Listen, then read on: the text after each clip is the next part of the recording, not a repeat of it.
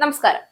പശ്ചിമേഷ്യൻ സംഘർഷം മുറുകിക്കൊണ്ടിരിക്കുന്ന ഈ ഘട്ടത്തിൽ റഷ്യ ഇറാനിലേക്ക് മാരക ഡ്രോണുകൾ കൈമാറുന്നുവെന്ന ഫിനാൻഷ്യൽ ടൈംസ് റിപ്പോർട്ട് ആഗോള രാഷ്ട്രീയത്തിൽ വലിയ ചർച്ചകൾക്ക് വഴിവെച്ചിരിക്കുകയാണ്. ഇതിനൊപ്പം ഭക്ഷണ സാധനങ്ങൾ, മരുന്നുകൾ, ഇന്റലിജൻസ് വിവരങ്ങൾ എന്നിവയും കൈമാറുന്നുവെന്ന വിവരം ഇത് സാധാരണ ആയുധ ഇടപാട് മാത്രമല്ല, മറിച്ച് ഗൗരവമുള്ള സൈനിക രാഷ്ട്രീയ കൂട്ടുകെട്ടിന്റെ രൂപീകരണമാണ് എന്ന് വ്യക്തമാക്കുകയാണ്. പ്രത്യേകിച്ച് ഫെബ്രുവരി 28-ന് യുദ്ധം ആരംഭിച്ചതിനു ശേഷം ആദ്യമായി ഇത്തരമൊരു മാരകായുധ കൈമാറ്റം നടക്കുന്നത് അടുത്ത ഘട്ടത്തിൽ സംഭവിക്കാനിടയുള്ള സംഘർഷങ്ങളുടെ സൂചനയായി പലരും വിലയിരുത്തുന്നു. ഫെബ്രുവരി 28-ന് യുദ്ധം ആരംഭിച്ചതിനു ശേഷം റഷ്യ ഇറാനിലേക്ക് അയക്കുന്ന ആദ്യത്തെ മാരകായുധങ്ങളാണ് ഈ ഡ്രോണുകൾ. ഈ മാസം അവസാനത്തോടെ ഡ്രോണുകളുടെ കൈമാറ്റം പൂർത്തിയാകുമെന്നാണ് റിപ്പോർട്ടുകൾ സൂചിപ്പിക്കുന്നത്. എന്നാൽ ഈ റിപ്പോർട്ടുകൾ റഷ്യൻ വക്താവ് ദിമിത്രി പെസ്കോവ് നിഷേധിച്ചിട്ടുണ്ട്. ഇറാനുമായുള്ള ചർച്ചകൾ തുടരുകയാണെന്നും പുറത്തു വരുന്നത് വ്യാജ വാർത്തകളാണ് എന്നുമാണ് അദ്ദേഹത്തിന്റെ വാദം. ഇറാൻ രൂപകൽപ്പന ചെയ്ത ഡ്രോണുകൾ റഷ്യ നേരത്തെ യുക്രൈൻ യുദ്ധത്തിൽ ഉപയോഗിച്ചിരുന്നു. നിലവിൽ റഷ്യ അയക്കുന്ന ഡ്രോണുകൾ ഏത് ഇനമാണ് എന്ന് വ്യക്തമല്ല എങ്കിലും ഇറാന്റെ ഷാഹിദ് 136 അടിസ്ഥാനമാക്കി നിർമ്മിച്ച ഗറാൻ 2 ആകാനാണ് സാധ്യതയെന്നാണ് സുരക്ഷാ ഉദ്യോഗസ്ഥർ വിലയിരുത്തുന്നത്.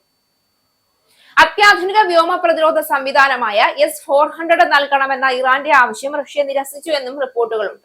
ഇത് അമേരിക്കയുമായുള്ള ബന്ധം കൂടുതൽ വഷളാക്കുമെന്ന ഭയമാണ് കാരണമെന്നാണ് സൂചിപ്പിക്കുന്നത്. പകരം ദർബ വിക്ഷേപണ യൂണിറ്റുകളും മിസൈലുകളും നൽകാൻ ധാരണയായിട്ടുണ്ട്. റഷ്യയ്ക്കും ഇറാനും ഇടയിലുള്ള കാസ്പിയൻ കടലിലെ സൈനിക കൈമാറ്റ പാത കഴിഞ്ഞ ആഴ്ച ഇസ്രയേൽ ആക്രമിച്ചതായും റിപ്പോർട്ടുകളുണ്ട്. ഇറാൻ ഭരണകൂടത്തിന്റെ രാഷ്ട്രീയ നിലനിൽപ്പിനെ സഹായിക്കുക എന്ന ലക്ഷ്യം കൂടി ഈ നീക്കത്തിന് പിന്നിലുണ്ട് എന്നാണ് വിലയിരുത്തൽ.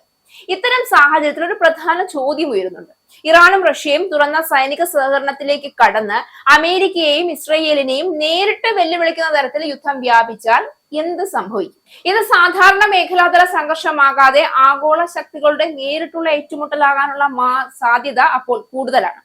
അങ്ങനെ സംഭവിച്ചാൽ നിലവിലെ ജിയോ പൊളിറ്റിക്കൽ ഗെയിം പ്ലാനുകൾ മുഴുവനായും തകരാൻ ഇടയാകും. അമേരിക്കൻ പ്രസിഡന്റായ ഡൊണാൾഡ് ട്രംപ് പലപ്പോഴും ഇറാനെതിരെ കടുത്ത നിലപാട് സ്വീകരിച്ച വ്യക്തിയാണ്. അദ്ദേഹത്തിന്റെ കാലത്ത് തന്നെ ഇറാനുമായുള്ള ബന്ധം പരമാവധി വഷളായിരുന്നുവെന്ന് നമുക്കറിയാം. അതേസമയം ഇസ്രായേൽ പ്രധാനമന്ത്രി ബെഞ്ചമിൻ നെതന്യാഹു ഇറാനെ തന്റെ രാജ്യത്തിന്റെ പ്രധാന ഭീഷണിയായി സ്ഥിരമായി ചിത്രീകരിച്ചു വരുന്നു.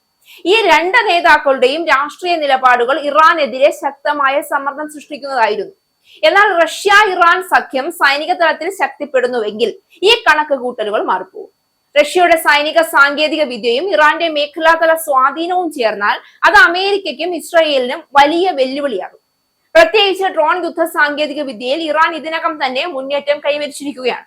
റഷ്യയുടെ പിന്തുണയോടെ ഇത് കൂടുതൽ ശക്തമാവുകയാണെങ്കിൽ യുദ്ധത്തിന്റെ സ്വഭാവം തന്നെ മാറാൻ സാധ്യതയുണ്ട്.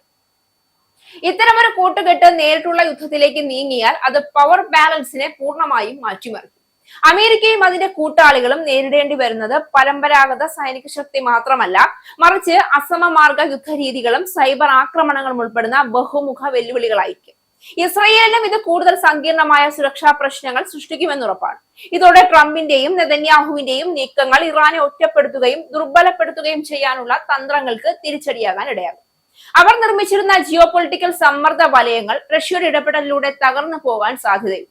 അതിനാൽ ഒരു റഷ്യ ഇറാൻ സഖ്യം തുറന്ന യുദ്ധത്തിലേക്ക് കടക്കുന്നത് നിലവിലെ ശക്തി സമവാക്യങ്ങൾ മുഴുവൻ പുനർനിർമ്മിക്കാൻ ഇടയാക്കുന്ന ഒരു ഗെയിം ചേഞ്ചറായി മാറും. ഈ സാഹചര്യത്തിൽ ലോകം കാത്തിരിക്കുന്നത് ഒരു കാര്യമാണ്: ഈ കൂട്ടുകെട്ട് വെറും പ്രതിരോധ സഹകരണമാകുമോ, അതോ ആഗോളതലത്തിൽ പുതിയ യുദ്ധ അധ്യായത്തിന് തുടക്കമാകുമോ എന്ന്.